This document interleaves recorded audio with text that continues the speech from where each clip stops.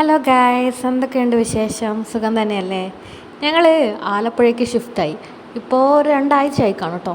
അപ്പോൾ ഞാൻ ആലപ്പുഴയിലെ കുറച്ച് വിശേഷങ്ങൾ അവിടെ കാണിക്കാൻ പോകുന്നു കേട്ടോ. നിങ്ങൾ ഓച്ചിറ അമ്പലത്തിലെ 28ാം ഓണത്തിനെക്കുറിച്ച് കേട്ടിട്ടുണ്ടോ? ഞാൻ ആദ്യമായിട്ടാണ് ഇതിനെക്കുറിച്ച് കേൾക്കുന്നത് കേട്ടോ.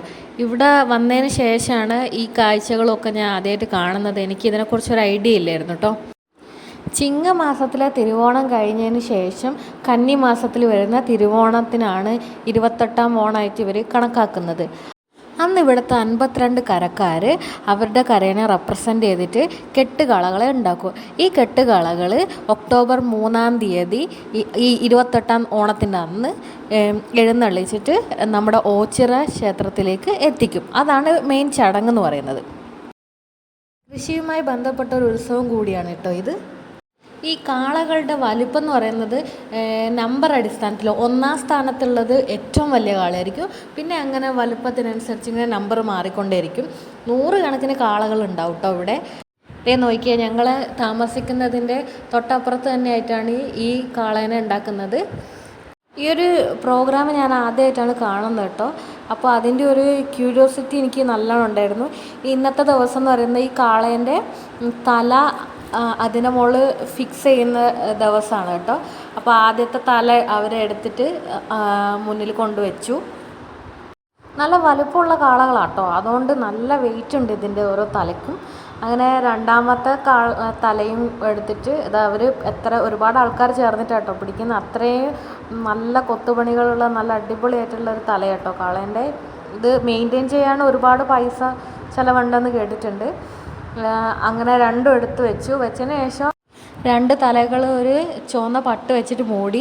ഈ തല മുകളിലേക്ക് എടുത്തു വെക്കാൻ വേണ്ടിയിട്ട് ക്രെയിനാട്ടോ വന്നത്.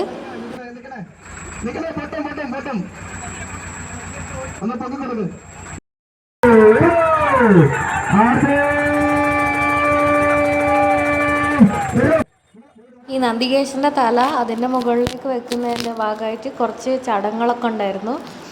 അതിനുശേഷം ക്രെയിൻ കൊണ്ട് മെല്ലെ അതിൻ്റെ തല രണ്ട് കാളേൻ്റെ തല മുകളിലേക്ക് എടുത്ത് വെച്ചു അവർ. പിന്നെ ഈ കാളേൻ്റെ കളറെന്ന് പറയുന്നത് ഒന്ന് വെള്ളയും ഒന്ന് ചുവപ്പുമാണ്. അതിൻ്റെ കളർ കോഡ് എന്താ അങ്ങനെയെന്നുള്ളതൊന്നും എനിക്കറിയില്ല. അതിനെക്കുറിച്ച് ആധികാരികമായിട്ടൊന്നും അറിയില്ല. എല്ലാ കാളകളും ആ 2 കളറിലാണ് ഉണ്ടാക്കാറുള്ളത്. ഒക്ടോബർ 3-ാം തീയതി ഈ കാളക്കൊട്ടന്മാരെ ഓച്ചിറ അമ്പലത്തിലേക്ക് എത്തിക്കുക എന്ന് പറയുന്നത് ഭയങ്കര ആഘോഷമുള്ള ഒരു പരിപാടിയാണ്. അതും ഈ വലിയ വലിയ കാളകൾ ക്രെയിൻ വെച്ചിട്ട് തന്നെയാണ് വലിച്ചു കൊണ്ടുപോകുന്നത്. അന്ന് ഇവിടെ കറണ്ടൊന്നും ഉണ്ടാവില്ല. കാരണം അത്രയും വലിയ കാളകൾ പോകുന്നതിനെ കൊണ്ട് ലൈനും എല്ലാം കട്ട് ചെയ്തിട്ടുണ്ടാവും. അതുകൊണ്ട് അങ്ങനെ മെല്ലെയാണ് പോവുക. കേരളത്തിൻ്റെ പല സ്ഥലങ്ങളിൽ നിന്നും ഒരുപാട് ആൾക്കാർ ഒത്തുചേരുന്ന ഒരു ഉത്സവം കൂടിയാണ് കേട്ടോ ഈ ഒരു ഉത്സവം എന്ന് പറയുന്നത്. ഓരോ ജോഡി കെട്ടുകളയ്ക്കും പേരുകളുണ്ടാകും. ഈ കെട്ടുകളേൻ്റെ പേരെന്ന് പറയുന്നത് കല്ലുമൂട് സൗരഭയൻ എന്നാണ്. ഇതേ നോക്കിയ കാളകളെ 2 നല്ലോണം ഒരുക്കിയിട്ടുണ്ട്. നല്ല ഭംഗിയുണ്ട് കാണാൻ. ഞാനിവിടെ എത്തിയതിന് ശേഷം എനിക്ക് ഈ ഒരു വലിയ ഉത്സവത്തിൽ പങ്കെടുക്കാൻ പറ്റിയ എൻ്റെ ലക്കിയായിട്ട് ഞാൻ വിചാരിക്കുന്നു. അപ്പോൾ അത്രയേ ഉള്ളൂ. Okay, bye bye. എല്ലാവരും ഷെയർ ചെയ്യുക, ലൈക്ക് ചെയ്യുക, സബ്സ്ക്രൈബ് ചെയ്യുക. Okay, take care, bye bye.